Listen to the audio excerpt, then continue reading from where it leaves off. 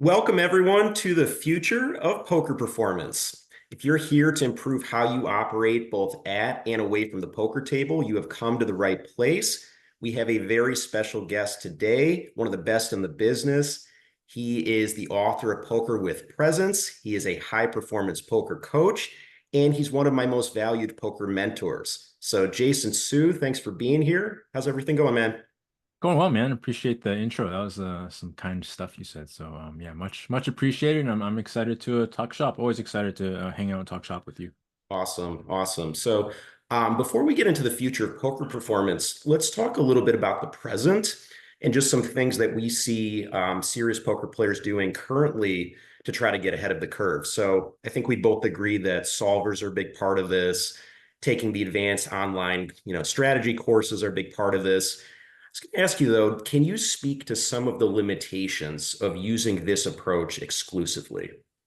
Yeah, I mean, well, if you just start by looking at what results you tend to get if this is your, exclusive method of going about performing at a high level, uh, I don't know anybody who just exclusively works using solvers and is making tons of money and just keeps on going and winning, right? Because there's a human element in play. You need to be able to adjust the strategy as needed in real time. And if you don't know yourself and know your patterns and know your behavior patterns and know what gets you emotional and how to regulate yourself in those moments, you're going to find ways to use all your knowledge against you, and it's going to end up costing you quite a bit. Yeah, I'd have to agree. Also, do you think that like this belief that something is solved kind of kills curiosity and sort of puts an end to a discussion sometimes? Yeah, yeah, absolutely. There's we just had the World Series main event go down like a month or two ago, and every year at that time you'll see the same stuff, right? On the timeline for Twitter and social media of they'll show a video of a hand and then everybody will say, "Oh, this was stupid. That was stupid. This hand cost this much. This hand cost that much. This hand was good because of this." And we're using the technology to say like, oh, there's a definite answer instead of trying to get more curious about what are the nuances and the subtleties of the situation here. What might have caused somebody to behave this way? What might cause me to behave this way? What would be my threshold for discomfort, for feeling pressure that might make me do stuff like this? What has made me do stuff like this? And see, that's a discussion you can really get into and really deepen your understanding of yourself, deepen your understanding of your opponents, deepen your understanding of how poker works in general, right? Because it's a person playing against a person. And when you just go into the program, which by the way is great, I've used plenty of solvers in my life, and I've worked with lots of people who have taught me lots of things in my own poker journey about how to use these tools, right? I'm all for it, but if that is like the judge and the jury, right, you're really capping yourself on how deeply you can understand the game. Yeah, absolutely. I mean, I think a little piece of my soul dies when there's a poker debate and somebody just shows somebody else output and says, well, this is the answer. Yeah, this That's is it. it. End of discussion. End of discussion, time to go Yeah, home. So yeah. yeah. I mean, do you think burnout is more likely when there is just this like fixation on, just the technical and that's really all there is to one's experience in poker? I think I think for most people, there's probably like a tiny subset of people who really just connect with the methodology and they just want to go into it. But those people are naturally able to adjust the strategies in real time. For the rest of us, yeah, because that's not why most of us really fall in love with playing poker, right? We fall in love with playing poker because we sit down for the first few times and we're like, wow, look at this thing where I get to just figure out what's going on and then make my decisions and then I get feedback, and when I'm right it feels amazing, when I'm wrong it hurts, but I learn lessons from it and then I want to makes me want to come back for more, right? You take all of that away, you lose every bit of that when you're just like, okay, what's the answer, Yeah, right? Compared to like, oh wow, what about this, what about that? And exactly. we you really can't afford to lose that aspect of the game. And unfortunately, so many people have, which is why when you go out into the world and you talk with poker players, as I do, pretty much all day, every day, you see so much unhappiness and lack of fulfillment and feeling like, oh, even though I'm winning money, it doesn't feel how I want it to feel. It doesn't feel how it used to feel. It doesn't feel how I thought it would feel to get to this point. And that's because you've lost this spark of what brought you into the game in the first place. 100%. So, like, in addition to people just giving over their power and their agency to these machines, I think we'd also agree that there are some diminishing returns to poker strategy study, especially for like very seasoned and professional players. So, like beginner players, it's always exciting because you can just learn these few little things. You see this boost to your win rate. It's very motivating. More experienced players, I think, run the risk of stagnation and their games feeling a little more stale because there's just not the same like low hanging strategy fruit. And so I was going to ask you, like, this can hurt motivation. This can lead to this kind of like, is this all there is moment in poker? Did you ever have that experience when you were playing?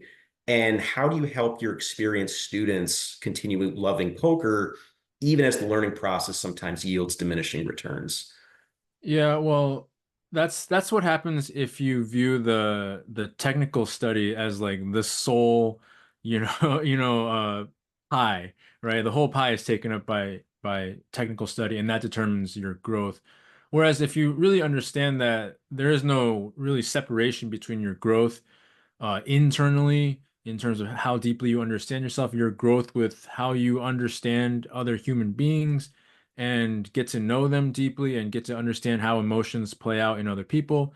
In terms of your own strategy, your understanding of how the game works on a technical level, there's no difference, right? And if you start to understand that it's all one game and that if you are really present and curious on a daily basis, you'll get what you need to get. You'll learn what you need to learn. You'll run into what you need to stumble into to fuel yourself with something that really interests you at each point, right? So, yeah, when you hit the diminishing returns on technical study and you're like, wow, I just don't feel like it's, grooving and it's not growing as fast as it used to. Well, that's probably a sign that you need to direct your attention to some other aspect of the game where you can grow, right? And so I'm never gonna just tell anybody like, oh yeah, throw away the technical study. That's ridiculous.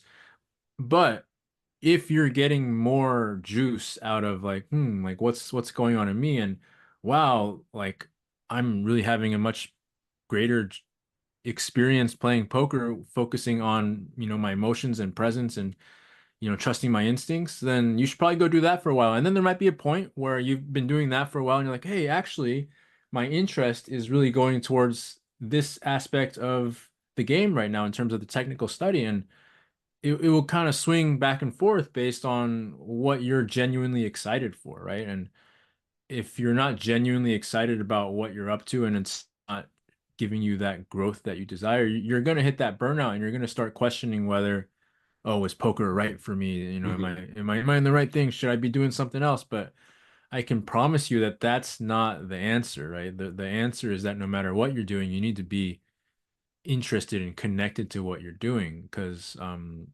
the big secret that nobody understands is that if you get to this place, you hit the diminishing returns in poker, and then you decide you're going to be an investment banker or day trader or real estate broker or whatever else you think you'd be happier with. As soon as you hit diminishing returns there, you're going to be wishing you were a poker player again, right? That's exactly how it works out. Exactly. Yeah. I mean, do you think it's inevitable that kind of the high performers eventually hit this point where this new frontier is needed, where, they have to do something like, in addition to strategy, I need to figure out a way to bring in more presence into my game. I think so because it really is finite in terms of how far you can take it with just everyday, deepening your understanding of the technical without, broadening your view of, how does it work like on a bigger level? How does it work inside me? And this game that you play inside yourself, this is very interesting forever because we as humans are far more complex than the game of poker, in my opinion, because we are always evolving Yeah. beyond where we are now. There's always a new corner for what interests us. There's always a next place that we go as we get older and gain more experience, right? And um it does that in poker too, but not to that same degree. It's almost like the curves are inverted, right? Whereas in poker, the big growth comes in the beginning, middle stages, and then after that, you're fine tuning. Whereas, on the inner level, like as you get older, it just starts exponentially. You just start finding more and more interesting things about yourself that you can kind of dive into. Absolutely, but always unsolved. So Oh, it's never, yeah, never you never solved, you never right? reach that point Yeah, of completion. yeah. Do you think there's enough depth and richness to playing poker for a long-term fulfilling professional career if one does incorporate these practices that you teach? Yeah, absolutely. And I don't think that poker is any different from any other profession, honestly. Like Yeah. I understand that like yeah, there's variance and you know all the other stuff that people will list out of like why poker's bad, right? After they've been around for a while. It's isolating. You spend time with people you probably wouldn't hang out with otherwise. Nobody understands you. I get that, but every profession has aspects to it where you're like, oh yeah, but there's this, and then there's this. I swear there is not like a perfect thing, right? And so the real question is not like, can you make it a long, successful, fulfilling career in poker? If you do this, it's like, no, you need this to make a long, successful, fulfilling career in anything, right? And because if you're not learning about yourself, you're not growing, you're not truly engaged with whatever is in front of you, you're going to dislike anything that you're doing. It's not specific to poker. Poker's great though because if you do possess these things, you have an advantage that is unlike any other in the game, and it really gives you genuine confidence when you go through tough stretches and you can still feel like, wow, I'm still playing really well. I still feel really good. I'm still excited to keep going. Okay. Meanwhile, you watch everybody else around you just completely crumble in situations where you used to crumble or get stuck, and you can start to see all of them doing it. But you're not doing it anymore. And that brings like real confidence of like, yeah, I have a real leg up. Yeah, absolutely. Couldn't agree more. So in your book, you talk about presence as really the final frontier that leads to this last 15% of a player's growth. So I wanted to get into that a little bit and talk about, first, what does that look like at the poker table once somebody has accessed this new frontier? Hmm. Yeah, first I'll say that I would take back the title. 15 is not enough.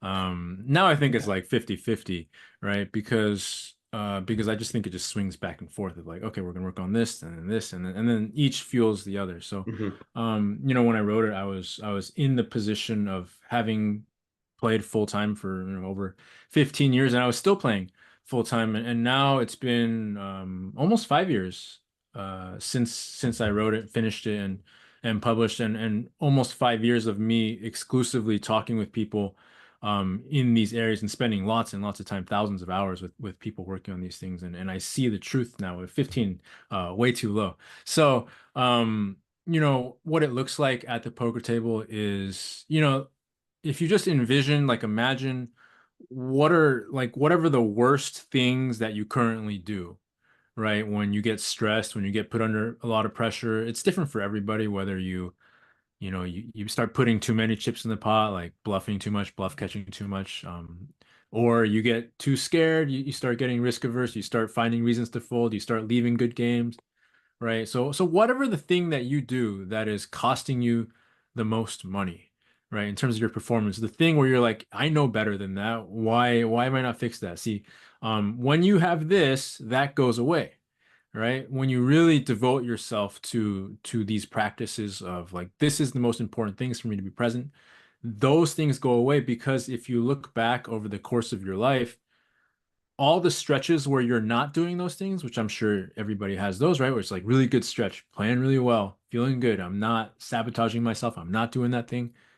You were probably pretty present in the moment. And then the moment that you lost it is when you started doing the thing again, right? And it's sometimes the moment you lose it is triggered by an external event like a horrific beat or a downswing or maybe an upswing that's, you weren't prepared to handle the success of it. Or sometimes it's just something that just kicks in randomly inside yourself where you lose connection to, your feelings and your emotions and being present. And but reliably each time you do, that is every single time, that is when you start doing those things again that cost you money, that hold you back from being able to move up in stakes, from being able to feel really good at the end of each session, right? So I think that's a pretty good way to put it. I'd say so too. And, it almost felt like you had to title it 15% of the time. Maybe there wasn't the same openness to this type of idea, but now people are searching for these new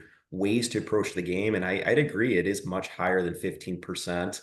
What do you think it looks like in a person's like personal life away from the table once they're able to access this new frontier?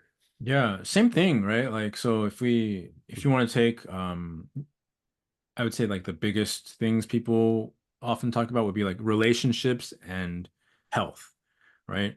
So if we take relationships, okay, well, what are the things that you're doing that either keep you from having a great relationship with somebody you love, or great friendships with people who you really enjoy? Or if you already have those, what are the things that you sometimes do that like make them not so great?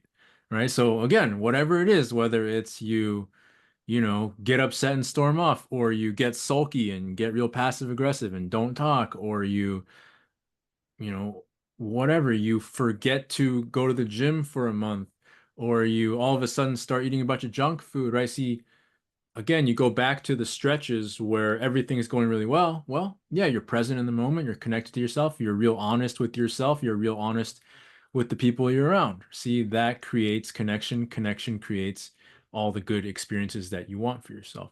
The moment you lose it, that's when you start snapping at people, when you start hiding from people, when you start, um, you know, concealing stuff, and you start eating junk food and going on binge watching marathons and stuff like that. So that's why I say it, there's no difference, right? Poker, life, the actual actions are different, yes, but the mechanism that causes you to go start doing stuff that you know you don't really want to do is identical.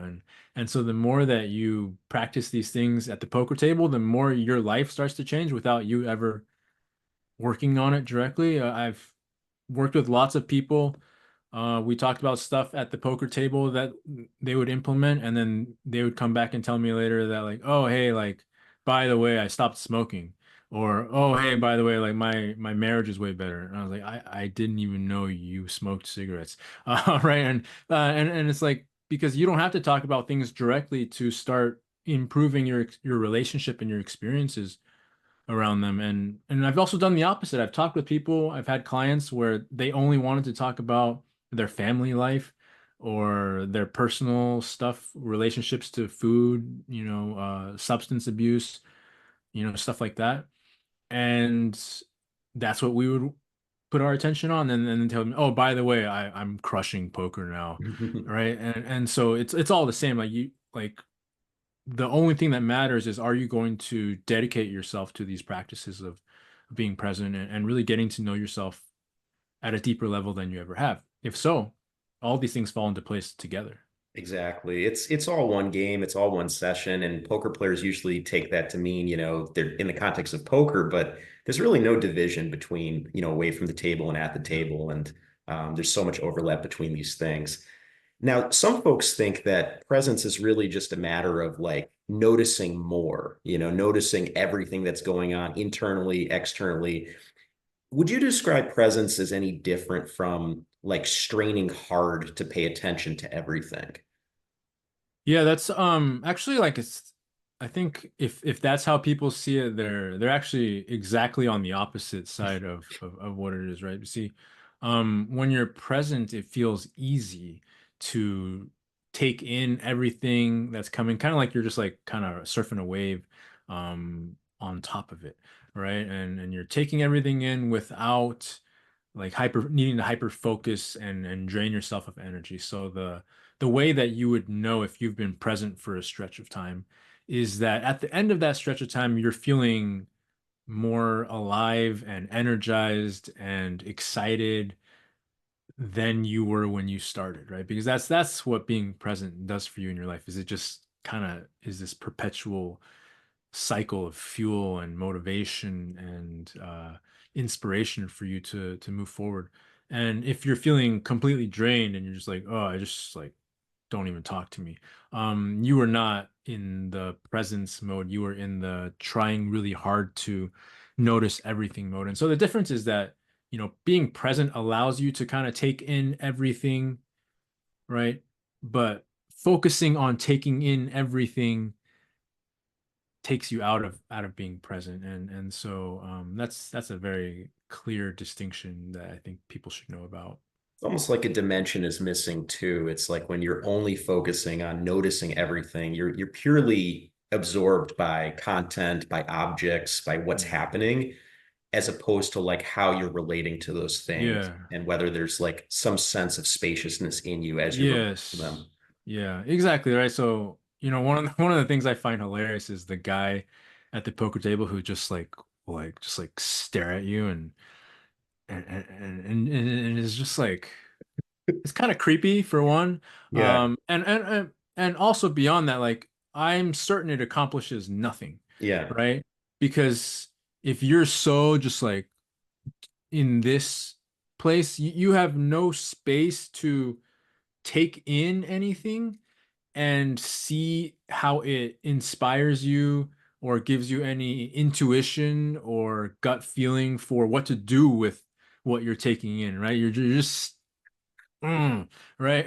But really the way it works if you want to, use observation to make money is, oh, I'm taking something in, and then it inspires a thought in me about like, oh, actually, like, oh, when he did this other thing, I felt completely different, and he had that, and oh, I think I want to do this because of that. Or it might just be, oh, I have no idea what's going on. I'm just gonna like, you know, play my range, right? yeah, And so you need to create that space to observe and see things, but also let that come in so that your next move becomes clear inside you. And so the guys who are just like yeah. staring hyper focused on a certain point, I feel like they're just imitating what they think they're supposed to be doing, but they have no idea like what it's actually all for. Yeah, absolutely. I view it, like just such a bad use of energy, such an outflow and just unnecessary moments. Like, the way like an NBA player sitting on the bench, like all of a sudden he's running wind sprints around the court. Like I view it the same Yeah. way that that guy is spending his energy. Um, so definitely. Also, like, do you think, going to this future where people are in presence, and coaches like yourself are leading people into this state? Do you think poker eventually dies out if too many people are led into presence? And is that a good thing? Here's the thing. When we talk about these ideas, most people are not that interested. Um, and even of the people who are interested, let's say of the poker population, of the 100 people, 100% who play poker, 80 of them have no real interest in these ideas, right? They'll be like, oh, okay, yeah, like whatever, I just want to play poker, right? So you cut them out immediately. Of the 20% who um are interested, 80% of them won't take enough action to make a meaningful difference, right? They might be like, "Oh yeah, I want that." But then they don't do anything, right? So now you're down to like 4 to 5% who are actually going to start doing something, right? Of that 4 to 5%, 80% of them are going to maybe start taking action and do something, but they will kind of peter out and forget about it and get trapped into their old patterns. Um, and then not get they'll get some benefit. They'll be like, oh yeah, that was cool, but they're not going to get the life-changing, like, oh my God, I cannot believe I used to live this way type of deal. So now you're left with like 1% of everybody. Okay. So that's just human nature, right?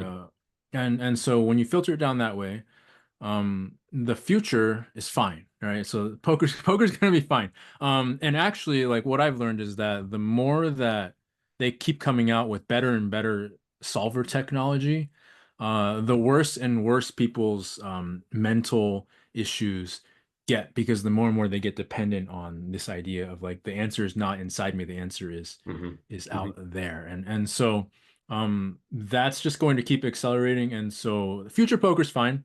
Um, which means that for the people who can pass all of the three kind of filters that I just laid out, right? If you're actually one of those people who goes beyond, like if you've listened up to this point, you're already in that first 20%, so good there. Will you go beyond that, and then will you really devote yourself? Like that last filter is for like, are you really ready to devote yourself and decide that, man, being present in my life and understanding myself deeply and being more fulfilled than I can ever imagine, and completely leaving behind all my old ways. This is my highest priority in life, right? So I serve that 1%. Um, I serve them really well. Results have been tremendous, even better than I thought they would be when I first started, honestly. Like by multitudes, like several standard deviations higher success than I thought we were Yeah. going to get.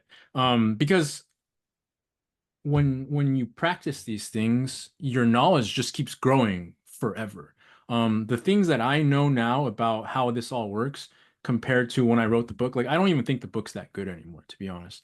Um, because the knowledge that I've gained about how all this works in the last 5 years has just like blown it all out of the water. And so, yeah, I serve the 1%, but to get to that 1%, you've got to decide like this is not just something that I want. This is something that I'm going to put at the very highest level of priority for myself, because I want the best relationships that I can have. I want to completely feel good inside myself and leave behind all that shame, guilt, bullshit that I keep doing, self-critical voice. I'm ready for that to go. Yeah. I want to live up to my full potential as a poker player, right? I want to play my A game like just all day, every day, and feel fantastic at the end of each session.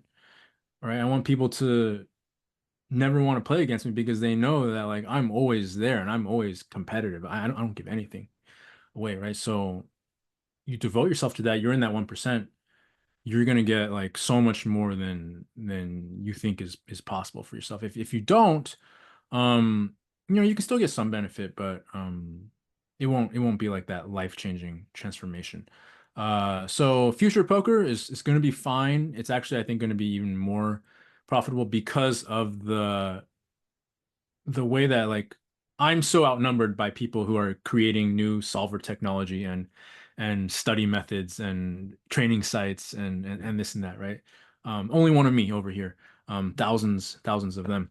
And so um I think the future, as I see it, is the people who really get on this train really get all the good stuff. Everybody else going to be kind of scrambling around wondering why they're not winning what they should be winning. And hopefully that the people that really do devote themselves to this will inspire more and more people to get on board, right? So maybe it won't just be 1% someday. Maybe it'll be a lot more than that. But for a good long while, it's going to be 1%, and you can fade that. Yeah. Yeah, yeah, yeah. I'd have to agree. And it's an awesome, it's just an awesome set of benefits that you just laid out. And I think anybody that's listened up to this point is going to be really excited about presence and bringing that into their games. But there are also a lot of obstacles, as you know, even as people, you talked about those filters, even as people want to bring this in, there are certain things that really just get in the way of these practices. And so I wanted to talk about a few of the really common ones that I've seen. Um, so first, as you talked about, there's prioritization because there's this little thing called winning that everybody really, really values in poker. And often, as you know, they judge you as a coach based on have you delivered the winning results to them or not. And if they don't see them, they may have wanted to try these things, but they may quickly lose interest. How do you get somebody to prioritize presence above winning when they're not seeing those immediate results? Yeah. Well, here's the thing is that if you're out there and looking to win more than you are now, right? And that's like really important to you. Well, consider like how did you get to this point, right? So wherever you are now is kind of the ceiling for what you can do with the current system that you've got. This is it, right? This is as far as you can take it. And so there are indicators of success that when people start to experience them, they're like, okay, I can get on board with this, even if the money is not rapidly changing. I think every reasonable poker player knows that, like, yeah, I mean, you, we don't control what we win in the short term, right? So I think everybody understands that. But um, some things that people get right away when you really devote yourself to these practices is um, these feelings that I talked about, these experiences of, oh, I feel more energized and excited about poker at the end of every session than I have in years, right? Oh, well, I'm trusting my instincts and I'm seeing more and I'm getting better reads on people. It all just looks so clear, right? Oh, the hours are flying by and I'm not bored at all. I'm not going on autopilot. See, so people can get on board with those things even if they don't immediately skyrocket to high stakes, right? What happens is that in the course of like one hand, right, or one session, old patterns start to come up around like, oh my God, I need to win, I want to win. And this is the thing that I work with people on, right? In that moment when winning becomes more important than being present, you will always go back and do the thing that you do that costs you all the money, right? So that's the practice. That's the filter is, oh, can we train ourselves? Can we train you to recognize that's what's happening in that moment?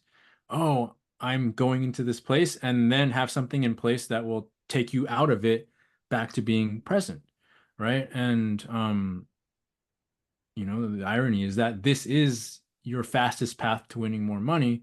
The only issue is that when you go into that kind of stress-induced, unpresent Mhm. state, you forget. And so all I'm here to do with everything that I do is to get you to remember, oh yeah, when I'm present, I win more money, right? Because everybody, when they're away from the table, is cool with that idea, right? You ask them, really, when you're present, you win more money. You play better, you win more money. You have a better time. But when you're in that hand and you're buried, right? And then that awful river card comes, and then they like put you all in, you forget for just that one moment. See, can we get you to remember, oh, before I make this decision, can I get present here? Exactly. Right? Um, and but when you get stuck in the I need to win, you forget to connect back to yourself. You make a decision too fast, Mhm. and then afterwards you're like, damn, that's like a month's salary, right? And or a week's salary, and um, those things add up. So if you get rid of those by training yourself to live in this way your whole life, it becomes easier to live in this way at the table, prioritizing it, remembering it. When you fail, break it down, commit to it again. See, that's why it's only 1% because some people they get into it, they flub a few times and they're like, nah, don't work. See, that's the filter, Mhm. right? So if it's really that important to you, you'll come back and you'll do it again. But most people, they'll they'll just you know they'll just quit, Yeah, right? exactly. Those moments of kind of like hyper fixation on results at the table, I've almost come to view those like, like your engine light is going on in your car. Yeah, And it's like, it's basically like your moment to go deeper and use yeah. one of the presencing techniques. And Hmm. it really, if you can't, if you're kind of stuck in this accountant syndrome and you just can't get yourself out of it, it might be a good time to walk away from for the day. Yeah, Another key challenge, and you began to touch on this, is just when, presencing when things aren't going well and when things feel uncomfortable, because people love to be present when they're on an upswing, at least a lot of people. Like things are yeah, going my way, I'll show up fully, I'll do this, yeah, this all sounds great. yeah, yeah. How do you get people to stay present in the midst of things not going their way and in the midst of some of those emotions that some people would rather just avoid? Yeah, so it's the real question is like it's a we take a downswing, for example, right? And we say, okay, yeah, like downswing, I just don't want to deal with any of this. Well, it's not going anywhere, right? Like what are you gonna do otherwise, right? You're gonna do some drugs, you're gonna eat a bunch of food, you're gonna watch TV, you're gonna check out of life for a while. These are your options, right? You stay in the game and you do the work, or you check out for a while, right? If you stay in the game and you do the work and you learn how to become okay feeling what you're feeling, you get more money. It's really that simple. If you don't, you're gonna go, waste a bunch of time doing whatever you're doing, and you're gonna eventually come back, but then you're gonna come back and you'll be like, oh man, I just like wasted all this time, and that was a big period I wish I could have back, right? So again, it all comes back down to priorities, and um the real thing is, if that's what you do, you just want to avoid it. Well, the real issue is that nobody ever taught you how to actually be with that discomfort, with that uncomfortable emotion, with that feeling. See, so if you're ready to learn how to do that, the resources exists, right? The person exists who can show you how to do these things. And it's kind of on you to go out and get that information for yourself, get that accountability built in for yourself to where you're going to make it happen, right?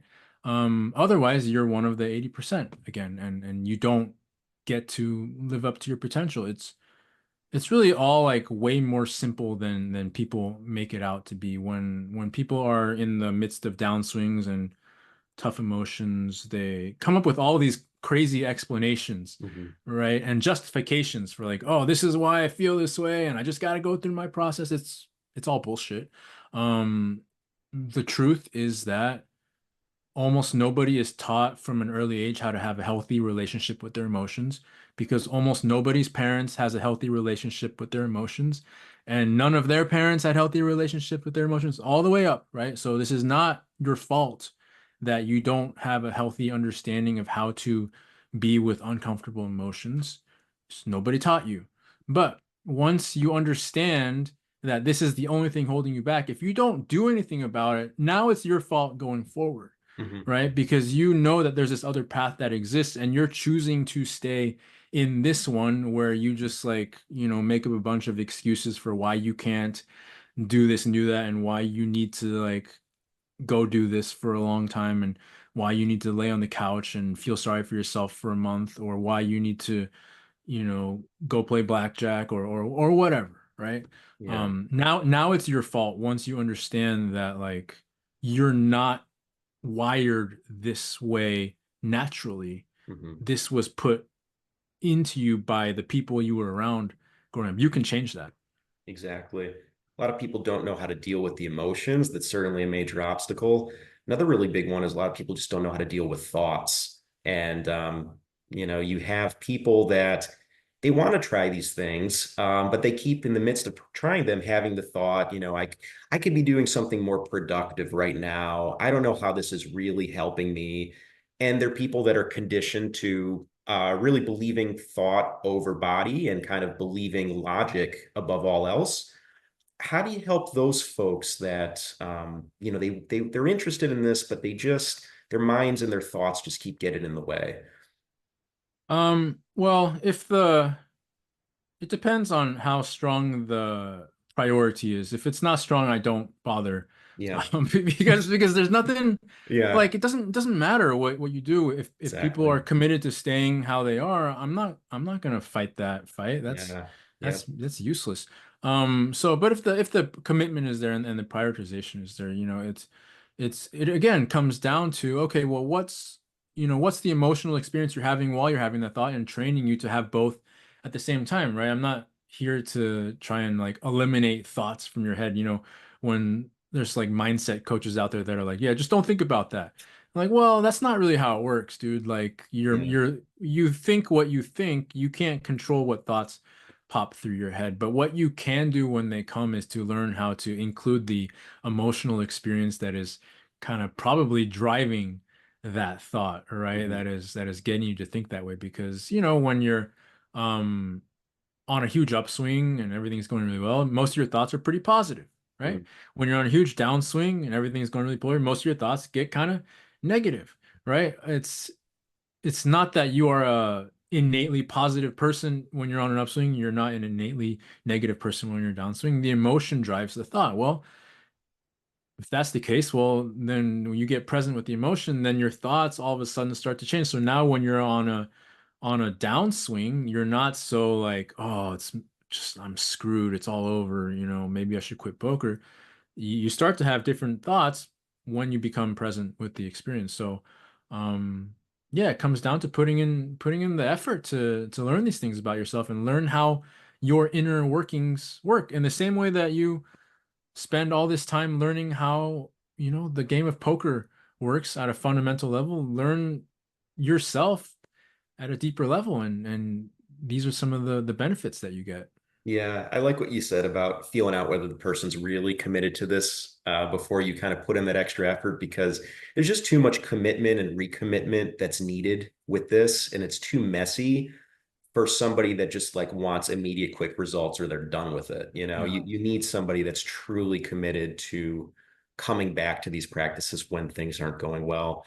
Um, why do you think it's so important to approach all of this in this kind of like lighthearted, playful, curious way? I'm sure you have students. I may have been one of them that came at this from a very serious angle to start. So how do you Yeah, get yeah. people to kind of engage with it differently? Yeah. Oh, I got problems, man. I got We got talking problems. about our problems. Because you start with the ending in mind, right? So if you think about like, how do I want to exist?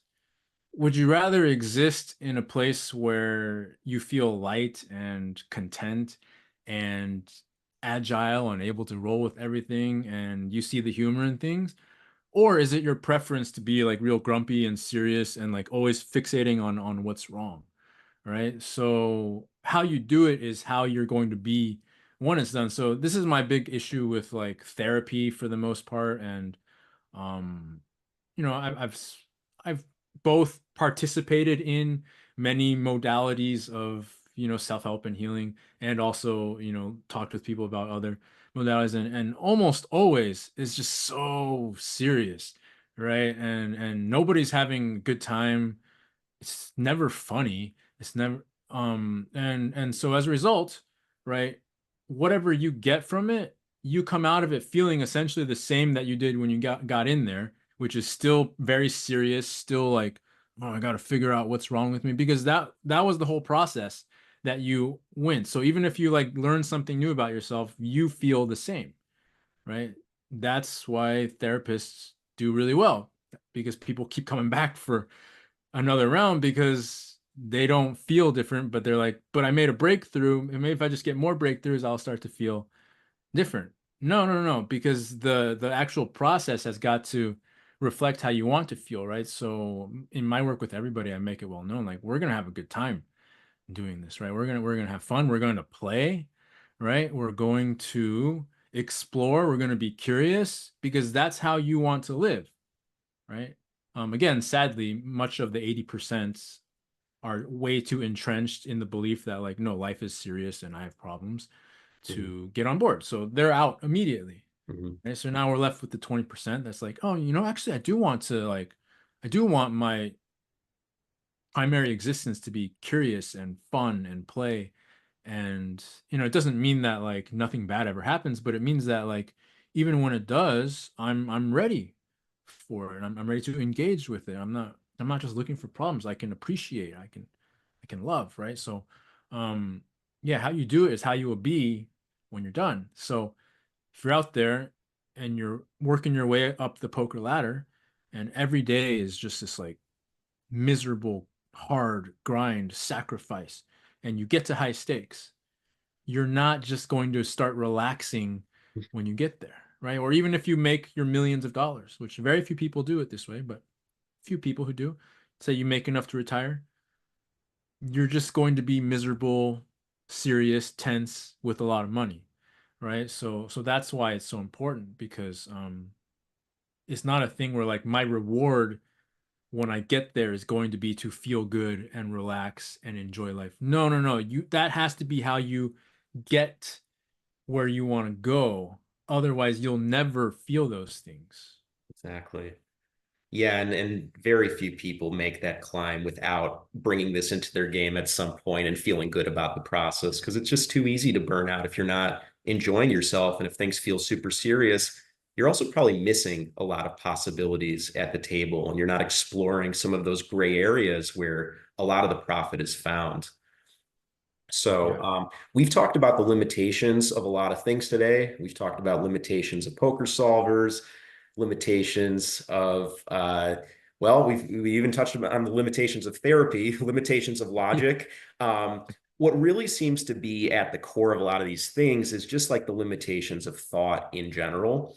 And wanted to close today by talking about why it's so important to be connected to something deeper than the movement of thought, both when you play poker and away from the table.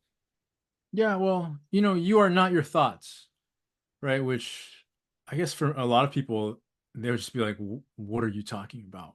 Because so many people just exist in their head all day, every day. It's just like this constant running dialogue that just never ends, right? Whether it's like projecting out into the future or regretting things from the past and being like, oh, if only I'd done this differently, or of trying to find what's wrong with themselves and find the next problem to solve, or going through the laundry list of I need to do this, I need to do that. Right? See, there's for a lot of people, there's very little just peaceful existence in relation to the thoughts that you're having, where you're just like going along about your day, generally enjoying yourself, right? And feeling good and being aware that you feel good and letting your thoughts wander and explore and take you to new places, generate new ideas for yourself, right? And that's the problem with being so entrenched in just like thinking and trying to make everything make sense in your head. You got to let go of this idea that like everything has to be perfectly making sense and fitting together in your head before it's good enough. And you've just got to get on board with this idea of like, oh, I'm also a body here, right? I'm also emotions and I'm also sensory experience in addition to the thoughts. And when you combine the two together and you combine a high level of awareness of, connection with the environment around you, connection with your feelings, connection with your body, and then your thoughts, your brain becomes real powerful because it's focused. It's available to direct its attention to the most important thing that wants attention and time, right? And then that's when your best work gets done. It's not when you're like trying to like figure everything out at once that your best work gets done. That's just you keeping busy for the sake of keeping busy, right? And again, if you want to see what's possible with that, just look at your current situation, right? If you've been working really hard and you are where you are you completely happy with this situation in terms of like your energy levels and how you feel about things and your fulfillment levels and your productivity levels and your level of enthusiasm for what you're doing? If so, yeah, carry on, right? But I know zero people who live that way where they're just like hyper focused on like, okay, I'm gonna figure this out and I'm gonna find my problems and fix them, right? Who don't make space for the acceptance of emotion, for the capacity to accept yourself for feeling exactly how you feel. None of those people report, solid check marks in all of the categories I listed. So that's that's the reason why this is important, because if you want more for yourself, you've got to do something different. But the problem is that the mind is very tricky, right? It's one of those things where like the call is coming from inside the house, right? And and it does not like to give up control. Yeah, you called it the Yeah, mind ran a coup at one yeah, yeah, point. yeah, It's so yeah, accurate. yeah, right. It does not want to give up. It likes being in control, Yeah. right? Your brain loves being in control. And so to train yourself out of that, very awkward and uncomfortable at first for many people, as I can certainly attest to that because that's how I used to live for the first 25, 27 years of my life.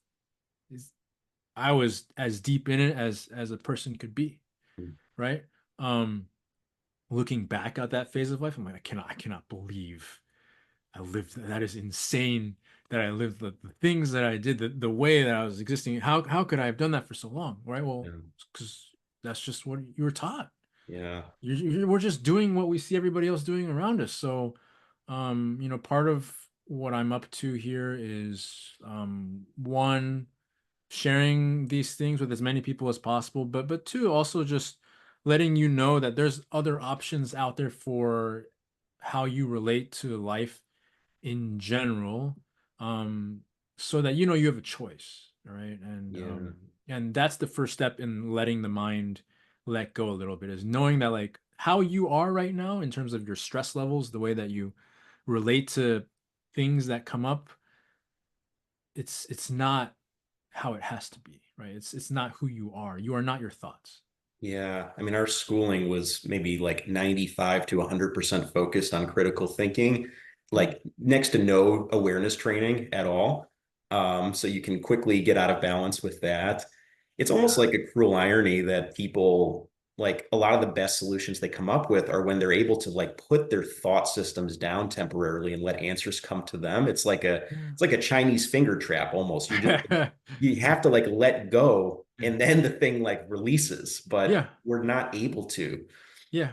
Yeah. It's like why you get your best ideas in the shower, Yeah. because the hot water is taking you out of your mind just long enough to create just enough space. Or why if you have a big problem you can't solve it, you go to sleep, you wake up, you're like, hey, I know the answer, Yeah. right? Or going back to the school example, test score is always highest after recess Yeah. or lunch, right? Yeah. Um, and it's not a coincidence, right? Yeah. It's because you give the kids some space for the one period of the day, they come back and they're actually able to learn.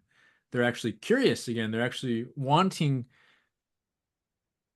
to engage, right? Yeah. But you just leave them in the room all day. There's like, no, get me out of here. I hate school, Yeah. right? Exactly. Do you think our society is addicted to thinking? And do you think Oh these like yeah. devices that we have, the smartphones, just amplify the addiction and the Yeah. problems? Yeah, the phone's a real problem, and Yeah. I'm as guilty of it as anybody. I'm not, I'm not gonna pretend that I'm not hooked on the Yeah. phone. But here's the thing is that uh, it's probably gonna keep going in this direction. I don't see that stopping anytime soon because technology is fairly new, and look, the smartest people in the world are getting paid the most amount of money in the world to learn how to steal our attention from us, right? And so that's the way things are going. That's not stopping. um but what that means on the flip side is that if you learn how to gain that back for yourself, right? You learn how to gain control back of your attention and how to spread it out and how to be present. You will really, really, really stand out in the future world in a way that, maybe 50 years ago, 100 years ago, you would have just been another person for the most part, right? Or in the frontier days with no technology, you'd just be another person. Mhm. But that person's level of presence in today's world or 10, 20 years from now really, really stands out, right? And um, when you stand out, you get good things. You get Yeah. things that you want. People want to work with you. People want to give you things. People want to be around you. And you get to kind of pick and choose your environment, pick and choose your life, because you are coming from this higher place. And I am by no means somebody who is like, be present because, you know, only for your own uh enlightenment. No, no, no. You get more money too, right? And you get lots and lots of physical, tangible benefits to your life, to your bank account, to creating the existence that you want in the physical, real world with money and stuff. Like I want it all for myself and everybody who I work with. This is Yeah. not just a spiritual quest. Like I love money too, right? See, um, but Absolutely. the trick is that like this is the fastest way to get it. Yeah, absolutely. And I'd imagine it's not just beneficial on an individual level. Like as more people start doing this, like a lot of the society ills that we see today would probably clear up or get a little bit better than what we're seeing as people start relating to thinking differently. Maybe there's a little bit less warfare, there's a little bit less Mhm. of these partisan problems that we have, and just people figuring out how to negotiate conflict better too. Yeah. Yeah. If people really deeply understood other people and what their experience was like, there would be no more wars or fighting or anything, right? But that's probably just been the plague of human civilization from the start, is that we kind of didn't decide on that path early on, probably for, tribes needed to survive, right? And so there were limited resources, but that's not the world we live in now. We don't have that problem anymore. We have advanced enough to where there's enough stuff for everybody. Yeah, Um, but the behavior patterns have remained. exactly. And so here we are. So the question, I'm not one of those people that's like trying to change the world on a mass scale. I have friends who I trained with, and that's their calling. I like to talk with people on an individual level and say, here, how do you want to show up for yourself, for the people you love, for your, you know, kids, right? How do you want your kids to be? What do you want to show them that they're going to take with them in their life? Do you want them to do all this stuff that you do? Because if you keep doing it, they're going to do it too, right? It doesn't matter what you tell them. If you say don't be this way, they're going to do what they see you doing. And so that's kind of my big thing with people. Yeah, definitely. Um, so Jason, thank you for all your great insights today. This has been tremendous. For those still watching, Jason's Performance Lab is just unbelievable. It's a great program. I think it's the way to really learn all of the presencing techniques and everything else we talked about today. So definitely be sure to check that out. Jason, if there's one thing you'd like people to remember about like what you teach and what we've discussed today, what would it be? Yeah, I would say that, like, if you have interest in continuing further, don't let this be like the end of hearing about these ideas, and so you're going to want to hear about them consistently. So I always tell everybody, like, before you buy my book or join a program or anything, get on my email list, right? Because you'll hear from me every day about the importance of this, and different applications of this and different ways that this has played out in society and in my life. So if you enjoyed hearing me talk today, get on the email list, and I'll send you something each day that it will be enjoyable and amusing and interesting and enlightening to read in some way. And in that way, even if you don't ever pick up a book or a program or work with me directly, you'll get something from it. It will increase your awareness of these ideas, and it's free. So highly recommend that. It's on my website, pokerwithpresence.com. Terrific. Well, thanks again so much. I always love our PTO poker and poker with presence collaborations. I hope this can be an annual tradition, and I'm sure we'll be talking again soon. Absolutely. Thanks so much, man.